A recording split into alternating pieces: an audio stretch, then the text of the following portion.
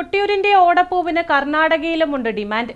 ദക്ഷന്റെ താടിയായി സങ്കല്പിക്കുന്ന ഓടപ്പൂവ് കൊട്ടിയൂരിലെ പ്രധാന പ്രസാദമാണെന്ന് അന്യസംസ്ഥാന ഭക്തജനങ്ങൾക്ക് മനസ്സിലാക്കി കൊടുത്താണ് വിൽപ്പന. യുവാക്കളാണ് ഇക്കുറി രംഗത്ത്.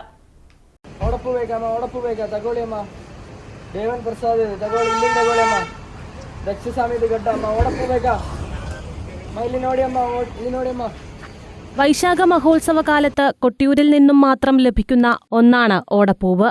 എല്ലാ വർഷങ്ങളിലും നൂറുകണക്കിന് ഓടപ്പൂ സ്ഥാപനങ്ങൾ നടത്തിയാണ് പ്രായഭേദമന്യേ കുട്ടികളും മുതിർന്നവരുമടക്കം കൊട്ടിയൂരിൽ ഓടപ്പൂ വിറ്റഴിക്കുന്നത്. 10 വയസ്സുകാരൻ മുതൽ 70 വയസ്സുകാരി വരെ ഓടപ്പൂ കച്ചവടം നടത്തി ലാഭം കൊയ്യുന്നു. ഇക്കുറി കൂടുതലും യുവാക്കളാണ് രംഗത്തെത്തിയിട്ടുള്ളത്.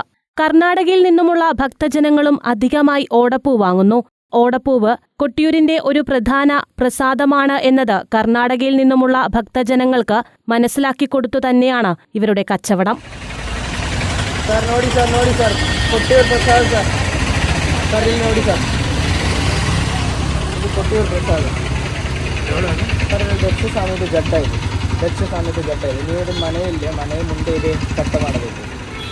ಇದು ಸೆವರಲ್ ರೈಟ್ಸ್ ಆಯ್ತು, ಇದು 80 ಆಯ್ತು, 100 ಆಯ್ತು. ತಗೊಳ್ಳಿ ಸರ್, ಇದು ಮನೆಗೆ ದೃಷ್ಟಿ ಎಲ್ಲ ಹೋಯ್ತು, ಐಶ್ವರ್ಯ ಎಲ್ಲ ಒಂದಾಯ್ತು ನಮಗೆ. ತಗೊಳ್ಳಿ ಸರ್, ಎಲ್ಲಿಂದ ತಗೊಳ್ಳಿ ಸರ್, ഏത് ಬೇಕಮ್ಮ ನೋಡಿ. പലതരത്തിലാണ് ഓടപ്പൂ കൊണ്ട് ആളുകൾ ലാഭമുണ്ടാക്കുന്നത്. കഴിഞ്ഞ വർഷത്തെ അപേക്ഷിച്ച് അന്യസംസ്ഥാനത്തെ ഭക്തജനങ്ങളിലേക്ക് കൂടുതലും ഓടപ്പൂവിന്റെ മഹത്വം എത്തിക്കാൻ സാധിച്ചിട്ടുണ്ടെന്ന് കച്ചവടക്കാർ പറയുന്നു. കർണാടകയിൽ നിന്ന് വരുന്ന ഭക്തജനങ്ങൾക്ക് ആദ്യം ഓടപ്പൂവിനെ പറ്റി അറിയില്ലായിരുന്നു. അപ്പം പിന്നെ നമ്മളിങ്ങനെ പറഞ്ഞു കൊടുക്കാനൊക്കെ തുടങ്ങിയപ്പം ദക്ഷന്റെ താടി എന്നൊക്കെ പറയുമ്പോൾ അവർ കുറച്ചുകൂടെ ഒരു റിലേറ്റ് ചെയ്ത് ഇവിടുത്തെ ഐതിഹ്യമായിട്ടൊക്കെ റിലേറ്റ് ചെയ്ത് കൂടുതലായിട്ട് വാങ്ങാനുള്ള ഒരു ഇത് കാണിക്കുന്നുണ്ട്. പിന്നെ എന്നാലും ചിലർക്ക് ഇതിനെപ്പറ്റി മര്യാദയ്ക്കൊന്നും അറിയില്ല. അപ്പം അതിൻ്റെ ഒരു പ്രശ്നങ്ങളുണ്ട്. എന്നാലും കുഴപ്പമില്ലാത്ത രീതിയിൽ ഇപ്പോൾ അവരിലേക്ക് ഇത് എത്തി തുടങ്ങിയിട്ടുണ്ട്.